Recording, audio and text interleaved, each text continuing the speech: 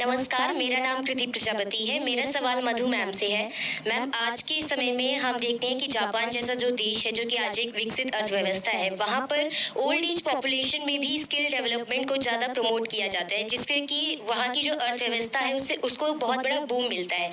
So I would like to ask कि हम Indian economy में भी जो ओल्ड एज पॉपुलेशन है उसमें भी कैसे स्किल डेवलपमेंट को प्रमोट कर सकते हैं, जिससे कि इकोनॉमी में जो ओल्ड एज पॉपुलेशन है उसे एक बर्डन के तौर पर ना देखा जाए। मैं कहूँगी कि इसमें ऑफ कोर्स जापान में तो है और वहाँ का एक अलग कॉन्टेक्स्ट है, एक population of a particular profile ज़्यादा है, where senior citizens are more in numbers, but I would say हम तो गांव में भी काम करते हैं and I see generically also that I think people, so in our work with communities, many of the women and men also that we work with would be in their 50s or even 60s, and I've seen many of them adopt innovations in farming even at that age, which requires a lot of risk taking, requires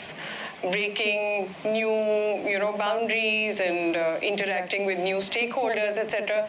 So I don't think it's it really requires it's an inherent, I think all of us have that need.